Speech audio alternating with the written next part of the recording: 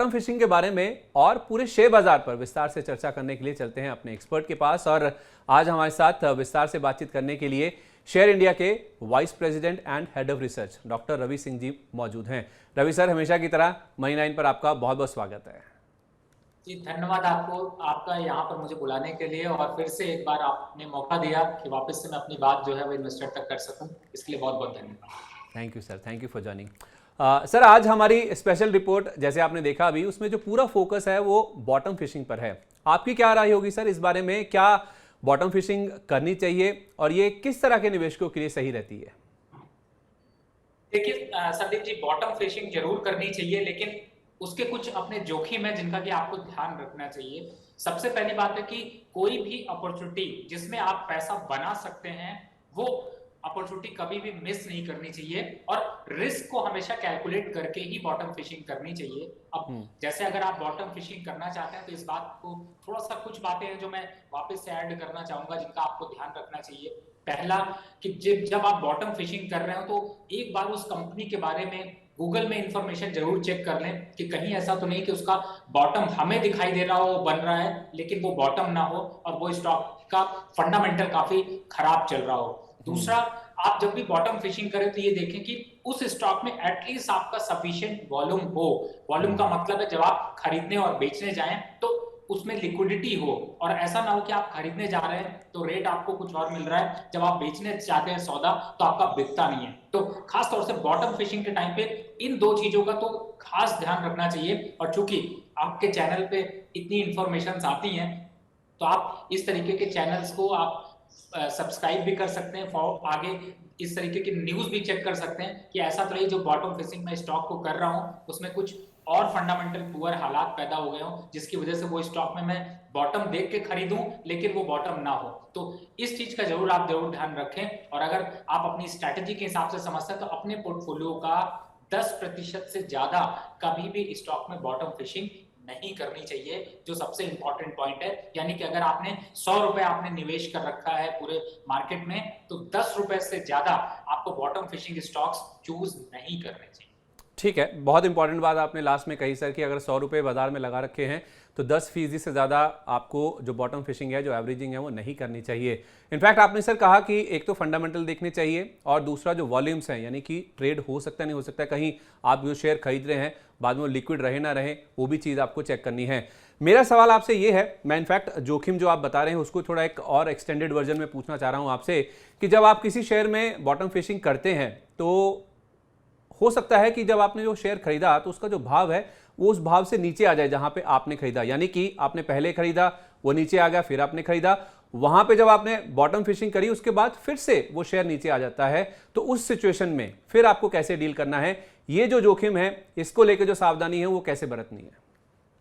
देखिए सबसे पहले तो संदीप जी, कभी भी कोई भी स्टॉक खरीदे तो उसमें स्टॉप लॉस जरूर लगाइए। स्टॉप लॉस वो होता है कि जब आपने कोई स्टॉक खरीदा, सपोज अगर किसी स्टॉक को आपने 100 रुपए पे खरीदा, तो इस बात का ध्यान रखें कि अगर उसका टारगेट, यानी कि आप सोचते हैं वो स्टॉक 10% बढ़ेगा, 15% बढ़ेगा तो मैं मुनाफा वसूल करूंगा, तो साथ में 5% यानी कि आपका 5 रुपए का आप स्टॉप लॉस भी लगा कर रखिए कि अगर वो स्टॉक 95 से नीचे चला जाएगा तो मैं उस स्टॉक से एग्जिट हो जाऊंगा। दोबारा रिविजिट करने के लिए मैं सिंपल स्ट्रेटेजी बताता हूं कि वापस बॉटम फिशिंग जब भी स्टॉक को कर रहे हो, जिस स्टॉक में क्लोजिंग एक जगह पे 3 दिन तक कंटिन्यू देखने को मिले, उसको ही बॉटम फिशिंग का आप आइडियल बना कर रखें। यानी कि अगर कोई स्टॉक 200 रुपए से गिरता हुआ 100 रुपए आ जाता है और आपको लगता है अब यहाँ पे खरीदना चाहिए, तो ये देख लीजिए कि अब 100 रुपए के नीचे 3 दिन तक एटलीस्ट मार्केट में नेक्स्ट क्लोजिंग नीचे ना हो। अगर नीचे हो जाती है तो फिर से इंतजार करिए। तब इस तरीके की जो टेक्निक आप फॉलो करेंगे उसमें बॉटम फिशिंग करने में आपको इजी होगा। लेकिन ये किसी भी बॉटम फिशिंग स्टॉक में स्टॉप लॉस जरूर मेंटेन करिए। अगर आप 10% का टारगेट ले रहे हैं तो 3 से 5% का स्टॉप लॉस आप जरूर रखिए, जिससे कि आपका रिस्क कवर हो और आपको रिवॉर्ड अच्छा मिल सके और आप ऐसे तैसे शेयरों में फंस ना सकें, आप अपना पूरा पूंजी उसमें ना निवेश करें, जिससे कि आप ऐसा ना हो कि नुकसान आपका बहुत बड़ा हो और प्रॉफिट बहुत छोटा हो। चलिए, तो सर मोटा मोटी जो आपने बॉटम फिशिंग के बारे में पूरी बातचीत हमें बताई है, मैं उसका जल्दी से एक सार आपके सामने रख देता हूं कि पहली बात तो जिस शेयर में आप बॉटम फिशिंग करना चाहते हैं उसके फंडामेंटल अच्छे हों, उसमें वॉल्यूम हो। दूसरी बात, जब भी आप किसी शेयर में निवेश करते हैं तो आपको स्टॉप लॉस रखना चाहिए। अगर आप 10 से 15% के अपसाइड या तो फिर टारगेट लेके चलते हैं तो 3 से 5% का एक स्टॉप लॉस भी लगा लीजिए, यानी कि जिस भाव पर आपने खरीदा है 5% उसके नीचे आ जाए तो आपको स्टॉप लॉस यानी कि उस शेयर से निकलना है। ये भी रणनीति आपको तय करके चलनी है। और उसके साथ साथ एक प्राइसिंग का एक और फॉर्मूला जो बहुत ही बढ़िया रवि सर ने हमें बताया वो ये है कि किसी भी भाव पर अगर आपको बॉटम फिशिंग करने का मन बन रहा है या भाव आपको अच्छा लग रहा है तो उस भाव को 3 दिन तक जरूर देखिए। अगर उस लेवल पर वो शेयर सस्टेन करता है, उस भाव के नीचे नहीं जाता है, तभी आप उस शेयर में बॉटम फिशिंग करिए। ये बहुत ही बढ़िया फॉर्मूला है। इनफैक्ट सर मैंने कभी ऐसी राय पहले कभी नहीं सुनी है कि किसी भी शेयर को आप 3 दिन तक एक ही प्राइस पर सेटल होता हुआ देखें, उन लेवल पर होता हुआ देखें, तभी आप उस शेयर में बॉटम फिशिंग करें। तो ये बहुत ही बढ़िया तरकीब है। प्राइसिंग की भी आपको बात बता दी गई है, फंडामेंटल्स, स्टॉप लॉस और वॉल्यूम, ये कुछ ऐसी सावधानियां हैं आपको बरतनी है जब आपको किसी भी शेयर में बॉटम फिशिंग करनी है। चलिए, बॉटम फिशिंग की बात तो हुई। रवि सर, अब थोड़ा बाजार की ओर मैं शिफ्ट कर रहा हूं। खासतौर पे दूसरी तिमाही के जो नतीजे हैं वो आना शुरू हो चुके हैं। वित्त वर्ष 2023 की जहां तक बात है, काफी सारी आईटी कंपनियां अपने नतीजे ऑलरेडी जारी कर भी चुकी हैं। आपके हिसाब से सर ये जो रिजल्ट सीजन है इस बार का, जो दूसरी तिमाही है वित्त वर्ष 2023 की, कौन से ऐसे सेक्टर हैं जिनके नतीजे आपको लगता है कि बेहतर रह सकते हैं और किसके खराब रह सकते हैं, और इसको देखते हुए निवेशक किन सेक्टर्स में अब निवेश की रणनीति बना सकते हैं नतीजे जो आने वाले हैं उससे पहले? देखिए संदीप जी, इस समय तो बहुत से स्टॉक्स और बहुत से सेक्टर के रिजल्ट आने वाले हैं और कुछ के आने शुरू हो गए हैं। तो बहुत स्पेसिफाई यहाँ पर स्टॉक्स की चर्चा अगर करेंगे तो आपका प्रोग्राम बहुत लंबा चला जाएगा। तो मैं थोड़ा शॉर्ट में समझाने की कोशिश करता हूँ। पहला तो कि आप इस समय जैसे आईटी सेक्टर में आपने रिजल्ट 2 कंपनीज के देखे, एचसीएल और इन्फोसिस के अच्छे रिजल्ट देखे, तो ऑब्वियसली है। और आईटी सेक्टर काफी हद तक एक करेक्शन मोड में है, तो आपको सेक्टर स्टॉक स्पेसिफिक यहाँ पर बाइंग करनी चाहिए। दूसरी तरफ ये हमारे यहाँ पे फेस्टिवल सीजन्स अब स्टार्ट हो गए हैं, दिवाली की तैयारियां दिख रही हैं, तो आप इस तरीके के स्टॉक्स यानी कि ऑटो स्टॉक्स की जो बुकिंग देखने को मिल रही है और ऑटो स्टॉक्स की जो ग्रोथ बनी है, उसमें आप 2 स्टॉक पे फोकस कर सकते हैं, टीवीएस मोटर और दूसरी तरफ है मारुति। इस 2 स्टॉक्स को आप अपने फोकस में रख सकते हैं। सेक्टर वाइज ऑटो सेक्टर में आप निवेश की रणनीति यहां पर बना सकते हैं। साथ ही 2 स्टॉक्स आपको और मैं देना चाहूंगा जो कि है एफएमसीजी से। मैं हमेशा, आपको याद होगा संदीप जी, 5 सेक्टर देता हूं और 5 सेक्टर से एक और 2 स्टॉक्स की परिभाषा को यूज करता हूं इन्वेस्टमेंट के लिए। तो एफएमसीजी से आप 2 सेक्टर ले सकते हैं, एक आप हिंद यूनिलीवर और गोदरेज कंज्यूमर। ये 2 स्टॉक्स आप अपने पोर्टफोलियो में शामिल कर सकते हैं क्योंकि ये जो है वो आगे आने वाले समय में अच्छी परफॉर्मेंस दे सकता है। जो यहाँ पर चौथा सेक्टर है, उसकी अगर मैं बात करता हूं तो मुझे लगता है कि आपको हेल्थ केयर सेक्टर पे भी फोकस रखना चाहिए। और 2 दिग्गज स्टॉक इसके हैं, एक है सिप्ला, जिसे आप देखेंगे काफी अच्छी परफॉर्मेंस के साथ यहाँ पर चल रहा है, और इसी का दूसरा स्टॉक है सन फार्मा। इसको आप अपने पोर्टफोलियो में यहाँ पर शामिल करके चला सकते हैं और इसकी जो तेजी है आप उसका फायदा उठा सकते हैं। अब एक सेक्टर बचता है जिसकी परफॉर्मेंस बहुत अच्छी ना हो लेकिन उस सेक्टर में निवेश करना बहुत जरूरी होता है, और वो है बैंकिंग सेक्टर। तो बैंकिंग सेक्टर से 2 स्टॉक आपको सजेस्ट करूंगा। पहला है एचडीएफसी बैंक और दूसरा है गवर्नमेंट बैंक आपका एसबीआई। इस पे भरोसा जताइए और दिवाली तक के लिए आपकी 5 सेक्टर आप अपने पोर्टफोलियो में शामिल करिए। 5 सेक्टर हैं IT, bank, FMCG, health care और ऑटो। इन 5 सेक्टर पे आप अपना निवेश की रणनीति बनाइए तो आपके लिए अच्छा होगा, और इन स्टॉक्स को अपने पोर्टफोलियो में शामिल करिए जिससे कि आपकी दिवाली की चमक जो है वो बनी रहे। ठीक है, तो 5 सेक्टर, मैंने तो सर 1-2 सेक्टर ही सोचे थे, आपने 5 सेक्टर बता दिए। 5 सेक्टर्स में एक तो आईटी बताया गया जिसमें एचसीएल टेक और इन्फोसिस, इनके नंबर्स बहुत अच्छे आए हैं, इनमें आप चाहें तो निवेश करके चल सकते हैं। ऑटो में टीवीएस मोटर्स और मारुति, ये 2 स्टॉक्स बताए गए हैं। बैंकिंग स्टॉक्स की बात की गई है, एफएमसीजी में एचयूएल और जीसीपीएल, ये 2 स्टॉक्स हैं जो कि आपको बताए गए हैं, और उसके साथ साथ हेल्थ केयर जिसमें सिप्ला और सन फार्मा, ये 2 स्टॉक्स हैं जो कि हमें रवि सर बता रहे हैं कि आप खरीदारी कर सकते हैं। बैंकिंग स्पेस में एचडीएफसी बैंक है और एसबीआई, ये 2 नाम हैं जो कि आपको बताए गए हैं। तो कुल मिला के 5 सेक्टर्स आपको बताए गए हैं जहां पे नंबर्स के लिहाज से या नतीजों के लिहाज से आईटी के तो इनफैक्ट नंबर्स आ चुके हैं और बाकी सेक्टर्स के नंबर्स आने वाले हैं, नतीजे आने वाले हैं। नतीजे आने से पहले आप इनमें खरीदारी करें, आपको अच्छा मुनाफा हो सकता है, एक अच्छा पोर्टफोलियो आप बना सकते हैं नतीजों से पहले।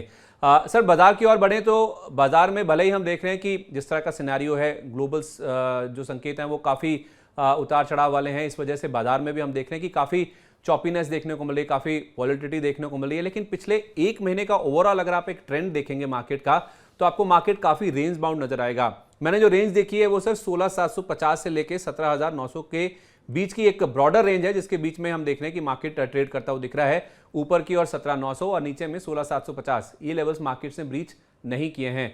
तो ऐसे में अब बाजार के लिए ट्रिगर्स क्या हैं, जो अगले अगर हम 15-20 दिन की बात करें, इंपॉर्टेंट लेवल्स क्या हैं आपके लिहाज से? आपने फेस्टिव सीजन की तो बात करी ही है। देखिए, दो चीजें सबसे इंपॉर्टेंट है। एक तो पहला है रूपी। जिस तरीके से हमारे रुपए में वीकनेस आई है, उसका इंपैक्ट इक्विटी मार्केट में क्लियर कट दिखाई दे रहा है। और दूसरा जो इन्फ्लेशन का डर है, वो पूरे वर्ल्ड वाइड यहाँ पर देखने को मिल रहा है। तो इन दो चीजों पे जब भी आपको थोड़ा सा स्ट्रेंथ आती हुई नजर आएगी, यानी इन्फ्लेशन थोड़ा कम होता हुआ, नंबर्स पे भी अगर अट्रैक्शन यहाँ पर जनरेट होना शुरू हो गया और रूपी थोड़ा सा स्ट्रांग हुआ, तो स्टॉक मार्केट में रिकवरी वापस देखने को मिलेगी। और मैं आपको बहुत ही धन्यवाद करूंगा कि आपने बहुत अच्छी रेंज निकाली है, 16,750 और 17,900।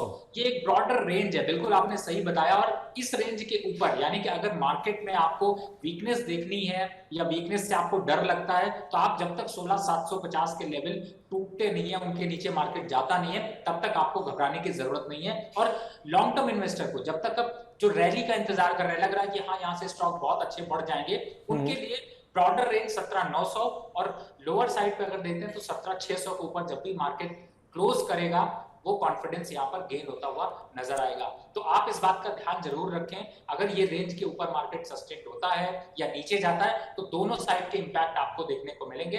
फिलहाल मार्केट अभी दिवाली तक बहुत ज्यादा रेंज बाउंड ही रहने के चांसेस हैं। कुछ बहुत ज्यादा उतार या चढ़ाव का माहौल नहीं होगा। थोड़ी बहुत आपको एक तरीके से लोअर लेवल से बाइंग देखने को मिल सकती है, लेकिन सस्टेनेबल नहीं होगी। तो आपको मोमेंटम स्ट्रैटेजी के हिसाब से ट्रेड करना, इन्वेस्टमेंट करना ज्यादा अच्छा होगा। ओके, तो पिछले कुछ दिनों में या एक महीने में मार्केट रेंज बाउंड ही रहा है, और आने वाले जहाँ तक 15-20 दिन बात है, दिवाली के आसपास के जो दिन हैं, भले ही फेस्टिविटीज़ हम देख रहे हैं, बहुत सारे ऐसे सेक्टर्स हैं जहाँ पे खरीदारी का रुझान देखने को मिल रहा है, लेकिन बाजार एक रेंज में ही रहेगा। और जो रेंज रही है 16,750 नीचे में, ऊपर में 17,900, यही वो रेंज है जिसका आप ध्यान रखें। 16,750 के नीचे जाए तो फिर बाजार खराब हो सकता है, और 17,900 के ऊपर अगर सस्टेन करता है, फिर यहाँ से एक अच्छी खासी तेज़ी भी देखने को मिल सकती है। लेकिन ब्रॉडली मार्केट एक रेंज में ही रहने का अनुमान है। सर, मार्केट भले ही रेंज में रहेगा या रेंज बाउंड रहने का अनुमान है, लेकिन बैंकिंग सेक्टर में हम देख रहे हैं कि लगातार काफ़ी अच्छा प्रदर्शन देखने को मिल रहा है। खास तौर पे अगर आप जून के निचले स्तर से देखें तो निफ्टी बैंक इंडेक्स में करीब 23% के आसपास की लोअर लेवल से रिकवरी देखने को मिली है। तो आप प्लीज़ हमारे दर्शकों को अगर ये बता सकें कि दिवाली पर लॉन्ग टर्म के लिहाज से कोई बैंकिंग स्टॉक्स अगर वो निवेश करना चाहें तो कहाँ पे खरीदारी कर सकते हैं? देखिए, दो स्टॉक की चर्चा तो हमने कर ही ली है संदीप जी। एक तो पहला था एचडीएफसी बैंक, दूसरा था एसबीआई। लेकिन बहुत से इन्वेस्टर जो है वो 200 रुपए के अंदर के स्टॉक्स देखते हैं, तो मैं उनके हिसाब से बताना चाहूंगा। एक तो है फेडरल बैंक, जिसपे आप फोकस कर सकते हैं। ये स्टॉक काफी अच्छा है और नंबर्स भी इसके काफी अग्रेशन में आपको देखने को मिलेंगे। और दूसरा है बैंक ऑफ बड़ौदा। तो मेरी रिक्वेस्ट होगी कि आप ये दो स्टॉक्स भी अपने पोर्टफोलियो में शामिल करें। जो लोग खासतौर से छोटे बैंकों में निवेश करके बड़ा मुनाफा कमाना चाहते हैं, उनके लिए फेडरल बैंक और बैंक ऑफ बड़ौदा है। जो लोग अच्छा और स्टेबल रिटर्न चाहते हैं, उनके लिए एचडीएफसी और एसबीआई है। तो इसीलिए मैंने कोशिश की है आपको ये 4 स्टॉक्स देने की। ठीक है, तो बड़े शेयरों में बड़े मतलब प्राइस वाइज अगर आप देख रहे हैं तो एचडीएफसी बैंक और एसबीआई की बात तो रवि सर ने पहले भी करी थी। अगर आप थोड़े प्राइस सेंसिटिव हैं, कम प्राइस वाले स्टॉक्स चाहते हैं, तो उसमें बैंक ऑफ बड़ौदा और federal bank, in fact federal bank के तो नंबर्स बहुत स्ट्रांग आए थे, उसके बाद स्टॉक ऑल टाइम हाई पर ट्रेड करता हुआ दिख रहा है, लेकिन यहाँ से भी अपसाइड की गुंजाइश है। तो उस लिहाज से छोटे प्राइस वाले स्टॉक्स अगर आपको चाहिए तो बैंक ऑफ बड़ौदा और उसके साथ साथ फेडरल बैंक में आप निवेश करके चल सकते हैं।